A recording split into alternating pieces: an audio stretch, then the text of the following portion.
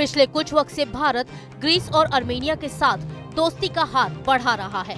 दोनों देशों के साथ भारत की इस बढ़ती दोस्ती का असर अब दुनिया को दिखने भी लगा है, क्योंकि भारत भूमध्य सागर में अपनी मौजूदगी बढ़ाने पर जोर दे रहा है, जिसके तहत भूमध्य सागर में भारतीय युद्धपोत लगातार अपनी मौजूदगी दर्ज करा रहे हैं। भारत के इस कदम में ग्रीस और आर्मेनिया का पूरा साथ भी मिल रहा है। मीडिया रिपोर्ट के मुताबिक भारत के इस कदम के पीछे तुर्की, अजरबैजान और पाकिस्तान की तिकड़ी को करारा जवाब देने की कोशिश है। दरअसल तुर्की, पाकिस्तान और अजरबैजान भूमध्य सागर में भारत के खिलाफ लगातार काम कर रहे हैं। ऐसे में भारत भी ग्रीस और आर्मेनिया के साथ मिलकर इस नापाक जोड़ी को करारा जवाब देने को तैयार है।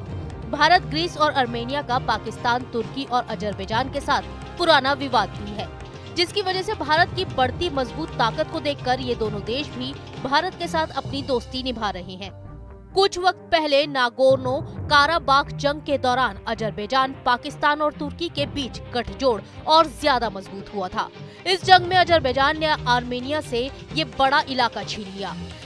कई दशकों से ये इलाका आर्मेनिया के नियंत्रण में था। इस इलाके पर अजरबैजान के कब्जे के बाद लाखों की संख्या में आर्मेनियन मूल के लोगों को अपना घर छोड़ना पड़ा था, जिसको देखते हुए भारत ने इसे अपने हित के लिए खतरा माना और वैसा हुआ भी, जिसके बाद भारत ने आर्मेनिया के साथ तेजी से द्विपक्षीय संबंधों का विस्तार किया।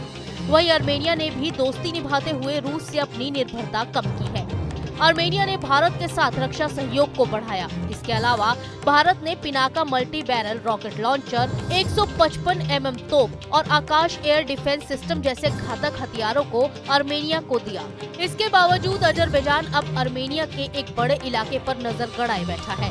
ये इलाका आर्मेनिया को ईरान से जोड़ता है। अगर इस इलाके पर अजरबैजान का कब्जा हो जाता है तो आर्मेनिया का संपर्क एशिया से कट जाएगा। आर्मेनिया पर इसका रणनीतिक रूप से बुरा असर भी पड़ेगा। आर्मेनिया के खिलाफ अजरबैजान की बढ़ती कार्रवाई में तुर्की उसका पूरा साथ दे रहा है। वहीं अजरबैजान ने कुछ वक्त पहले पाकिस्तान के साथ 1.6 अरब डॉलर का JF-17 फाइटर जेट्स खरीदने का समझौता किया था। यही वजह है कि भारत आर्मेनिया को हथियारों से लैस कर रहा है। इसके अलावा अपनी सुरक्षा को ध्यान में रखते हुए प्रधानमंत्री नरेंद्र मोदी ने पिछले साल अगस्त में ग्रीस का दौरा किया था। ग्रीस का ये दौरा पिछले 40 सालों में हुआ था और पीएम मोदी पहले ऐसे भारतीय पीएम बने जो ग्रीस गए थे। ग्रीस नाटो का सदस्य देश भी है। वहीं ग्रीस और तुर्की के बीच पिछले काफी वक्त से सीमा विवाद है। तुर्की अपनी सीमा के नजदीक बसे दर्जनों ग्रीक द्वीपों पर अपना दावा करता है। ग्रीस तुर्की के इस दावे को सिरे से खारिज करता है। दरअसल इन द्वीपों के पास के समुद्री इलाके में गैस और तेल का अथाह भंडार छिपा हुआ है। तुर्की की चाल इन द्वीपों पर कब्जा करके इस खनिज पर अपना अधिकार जमाना है।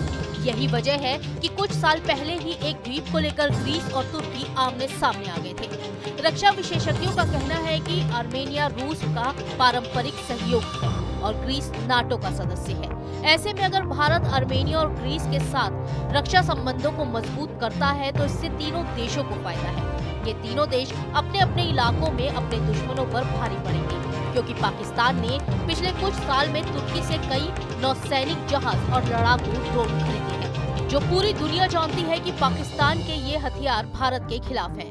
ऐसे में अगर भारत भी तुर्की और अजरबैजान के दुश्मनों से सहयोग बढ़ाता है तो इससे भारत को भी फायदा है। Team news nation.